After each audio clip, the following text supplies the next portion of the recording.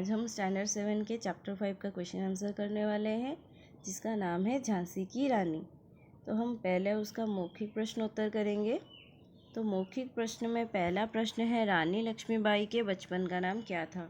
उत्तर होगा, रानी लक्ष्मीबाई के बचपन का नाम छबीली था। अभी हम सेकंड प्रश्न की ओर बढ़ेंगे। कविता में लक्ष्मीबाई की किन सहेलियों का नाम लिया गया है? कविता में लक्ष्मीबाई की कान्हा और मंद्रा नामक सहेलियों का नाम लिया गया है। प्रश्न घ, क्या जानकर डलहौजी प्रसन्न हो गया? झांसी का दीप बुझने की जानकारी होने पर डलहौजी प्रसन्न हो गया। प्रश्न घ, अंग्रेजों ने कौन कौन से प्रांतों पर अधिकार कर लिया? उत्तर होगा, अंग्रेजों ने दिल्ली, लखनऊ, बिठूर, नागपुर, उदयपुर, तंजौर, सतरा, कर्नाटक, सिंध, पंजाब, बंगाल तथा मद्रास प्रांतों पर अधिकार कर लिया। प्रश्न उ, लक्ष्मीबाई की किन सहेलियों ने युद्ध के मैदान में उनका साथ दिया? उत्तर होगा, कान्हा और मंद्रा नामक सहेलियों ने युद्ध के मैदान में रानी लक्ष्मीबाई का साथ दिया।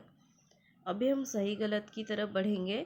पहला प्रश्न, सन 57 में बूढ़ा भारत फिर से जवान हो गया। तो ये होगा राइट। प्रश्न ख, लक्ष्मीबाई कानपुर के नाना साहब की मुंह बोली बहन थी। ये भी होगा राइट। लक्ष्मीबाई का विवाह झांसी के राजा के साथ हुआ था। ये भी सही। रानी लक्ष्मीबाई को चूड़ियाँ पहनना नहीं भाता था, इसलिए उन्होंने तलवार उठा ली। घ नंबर ये राइट होगा। वो नंबर लेफ्टिनेंट बैकर ने झांसी पर कब्जा कर लिया। तो ये रॉन्ग होगा। 4 नंबर, झांसी, दिल्ली, लखनऊ, मेरठ, कानपुर, पाटना आदि से अंग्रेजों के खिलाफ विद्रोह आरंभ हो गया। ये भी राइट होगा। 6, अंग्रेजों ने रानी को यमुना तट पर हराकर ग्वालियर को अपने अधिकार में ले लिया था। वो भी रॉन्ग होगा। जो मात्र 23 वर्ष की उम्र में रानी वीरगति को प्राप्त हुई। वो भी राइट है। अभी हम पाठ बोध की तरफ बढ़ेंगे। तो जो कि आपके पुस्तक में दिया गया होगा, जो आपको खाली स्थान भरना होगा, तो ये आप देख सकते हो। इसके हिसाब से आप पूर्ण कर सकते हो। अभी हम लिखित प्रश्न की तरफ बढ़ेंगे। लिखित प्रश्न में पहला प्रश्न दिया गया है, सन 57 में भारतवासियों ने क्या ठान लिया? इसका उत्तर होगा, सन 57 में भारतवासियों ने फिरंगियों को भारत से दूर करने की ठान ली थी। प्रश्न ख, लक्ष्मीबाई के प्रिय खेल कौन कौन से थे? रानी लक्ष्मीबाई के प्रिय खेल थे नकली युद्ध, व्यूह की रचना, शिकार खेलना, सेना घेरना तथा किला तोड़ना आदि। प्रश्न ग, लक्ष्मीबाई का वैवाहिक जीवन कैसा था? उत्तर होगा, लक्ष्मीबाई का वैवाहिक जीवन सुखमय नहीं रहा। प्रश्न घ, अंग्रेजों ने किन किन प्रदेशों को अपने अधिकार में ले लिया? इसका उत्तर होगा, अंग्रेजों ने दिल्ली, बिठूर, नागपुर, लखनऊ, उदयपुर, तंजौर, सतरा, कर्नाटक, सिंध, पंजाब, ब्रह्मपुर, बंगाल आदि प्रदेश को अपने अधिकार में ले लिया। अभी हम प्रश्न उ की तरफ बढ़ेंगे।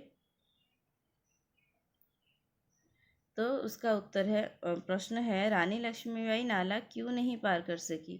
इसका उत्तर होगा, रानी लक्ष्मीबाई का घोड़ा नया था जो अड़ गया। इतने में अंग्रेजी सेना के शत्रु आकर वार करने लगे, इसलिए वह नाला पार नहीं कर सके।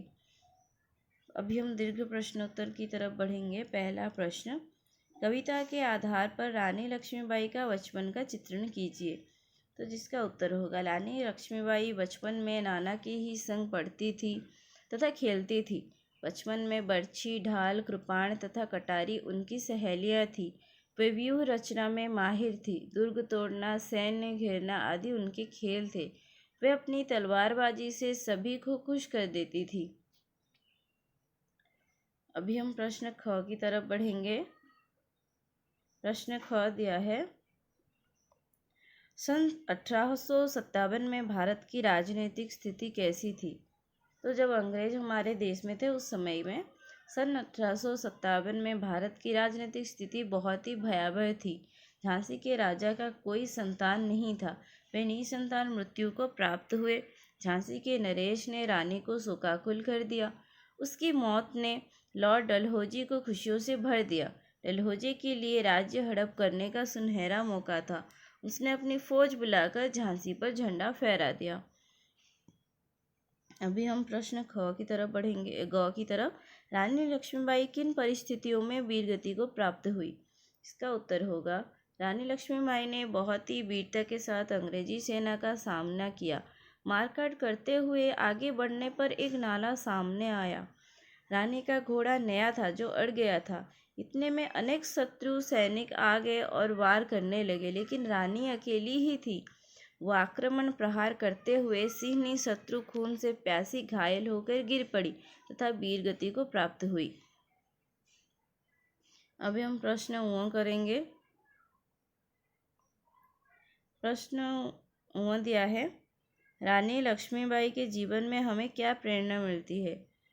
हमें रानी लक्ष्मीबाई के जीवन से देश प्रेम तथा वीरता की प्रेरणा मिलती है। हमें उनके जीवन से देश के लिए अपने जीवन को निछावर करने तथा बचपन से ही युद्ध व राजनीति की बातों का आत्मसात करने की प्रेरणा मिलती है।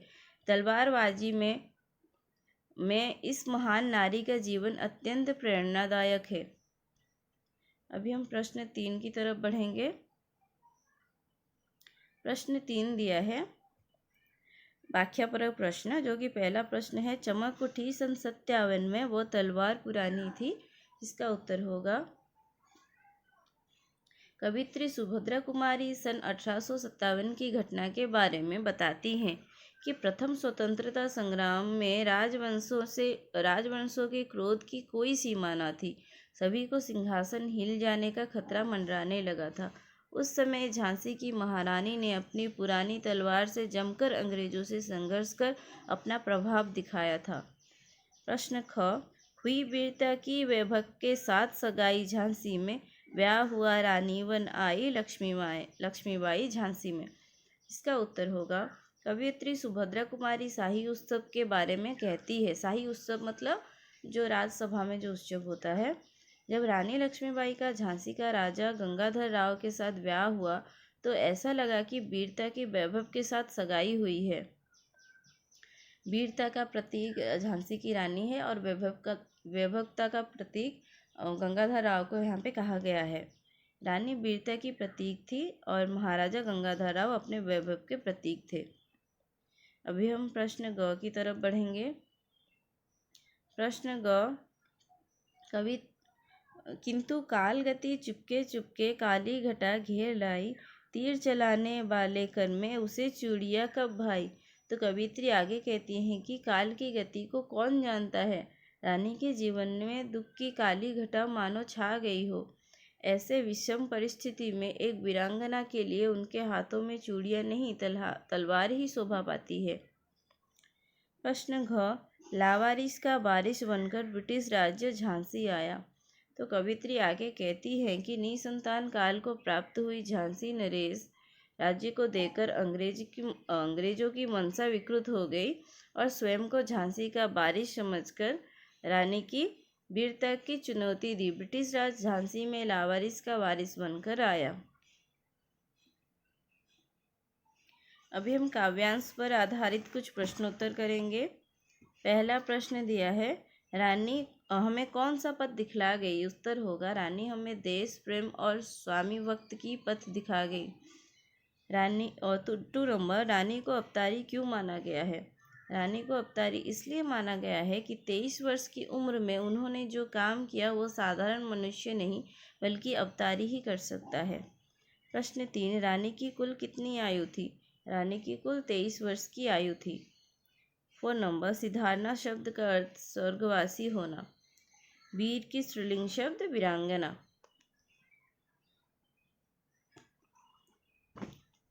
अभी हम प्रश्नोत्तर भाषा से के प्रश्नोत्तर करेंगे, जो कि हमें पर्यायवाची शब्द लिखना है। तो यहाँ पे आपको स्क्रीन में दिखाई दे रहा होगा। भोंग का अर्थ है भ्रुकुटी, कहानियाँ गाथाएँ, अनाथ लावारिस, औलाद संतान, ध्वज झंडा, मूल्य कीमत, विवाह का सगाई, स्वतंत्रता का आज़ादी, ऐश्वर्य विभव, वैभव युवकों जवानों। तो यहाँ पे आपको कुछ प्रत्यय दिया गया है, उस हिसाब से आपको क्वेश्चन आंसर करना। प्रत्यय यहाँ पे आपको उपसर्ग दिया गया है, उसके हिसाब से आपको दो दो शब्द लिखना है। पहले बे उपसर्ग में आपको लिखना है बेआबरू बेजुबान। अल उपसर्ग में अलबेला अलबत्ता अलबली, सॉरी अलबेला अलबेली। अभी ला उपसर्ग में आपको लिखना है लाइलाज लाजवाब। अभी हम अधि उपसर्ग में लिखेंगे अधिवक्ता अधिमान्य। फिर हम भाववाचक संज्ञा लिखेंगे, 3 नंबर दिया है। जवान का होगा जवानी,